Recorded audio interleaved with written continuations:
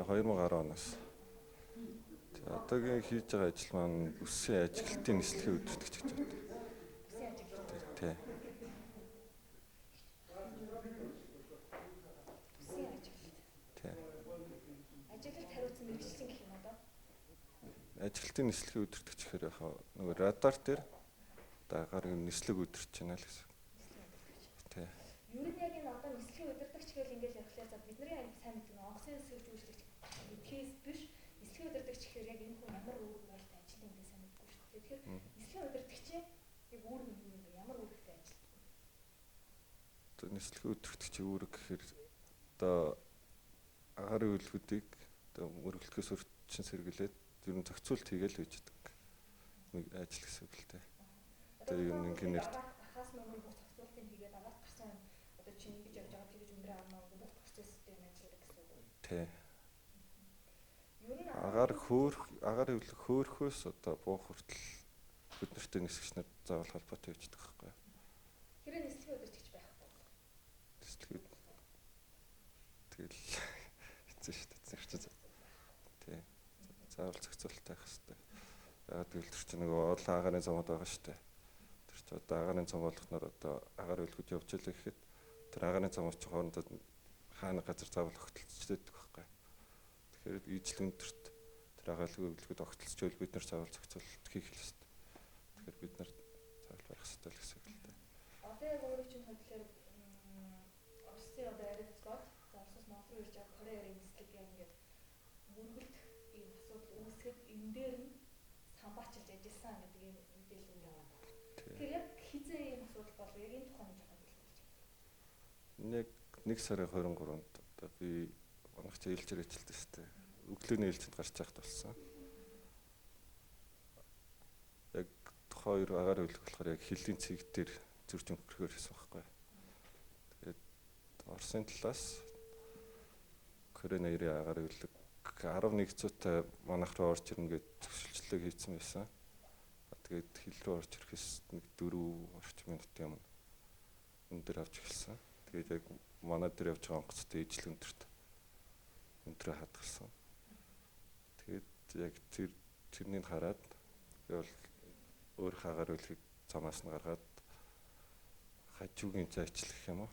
Одоо манай тэгэхээр хажуугийн зайчлалыг хангуулах хэрэгтэй мэн гэж шууд өөр хагаар үлхийг хажуудаас нь гаргаад Оросын талд мэдээлэл гэсэн.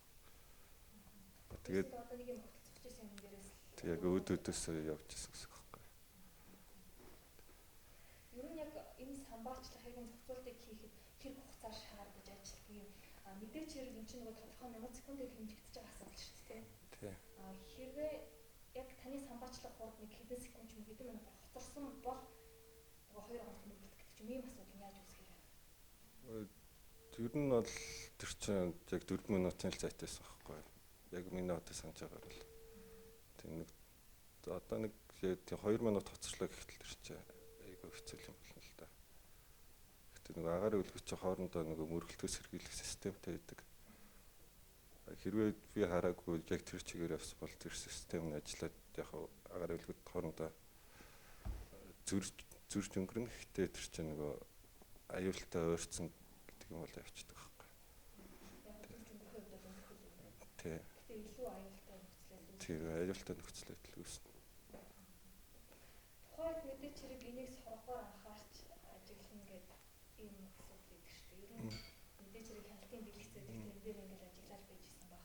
Яг 4 минутын өмнөөс эхлээд энэ асуудлыг мэдсэн гэж тэгж шүү дээ. Тэгэхээр нөгөө Оросын талаас энэ асуудлыг хэлэхэд яаж хандж ив? Сая бол би нэг наадмын даргын яриаг сонсоход Оросын талаас нэгсэн баг нөгөө зөвшөлдсөн өндөртэй олборыг гэдгээс болоод энэ асуудал үүсч үж ялгаад байна л да. Гэхдээ яг Оросын талд яг ямар процесс болсныг нь бол би ялсан мэдгүй байна. Тий. Тэр чинь юу ч болсон гэж болно шүү дээ. Тэр чинь хүмүүс л ажиллаж байгаа юм чи тий.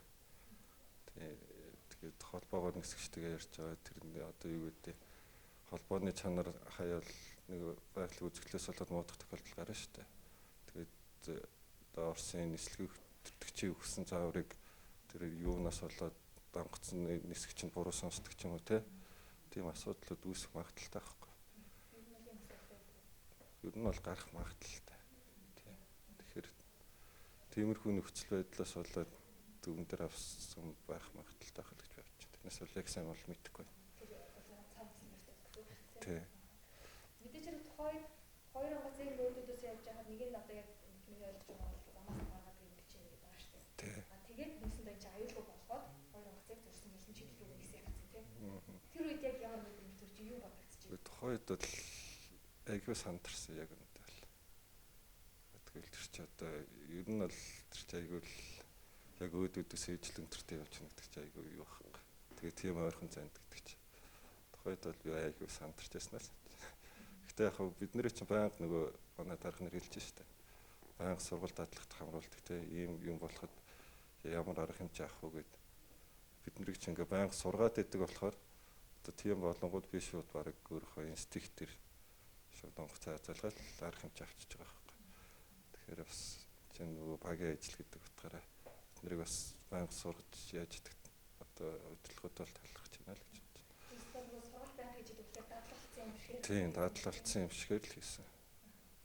Маш их сандарсан гэж байна. Сандарсны дараа мэдээж хэрэг тайвшраад явах гэдэг гэжтэй нэг амсгаа. Яг тийм мэдрэмж төрж байгаа.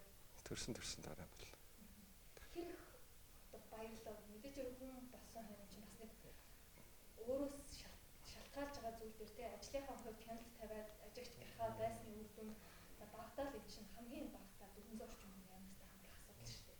Тэрэн дээр бас мэдээ хандсан байна. Ер нь тэр үед бас сандарсны дараах тэр сэтгэл хөдлөлийн маш нэмэр байсан.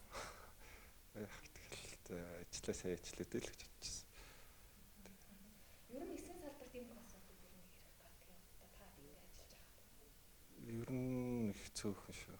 Ер нь л их авар гэж бодож байна. Яг манай яг Монгол улсын хувьд бол юм их тохиолдол гараад байдаг. Намайг ажилд орсноос хойш их цөөхөн л гарч ирсэн.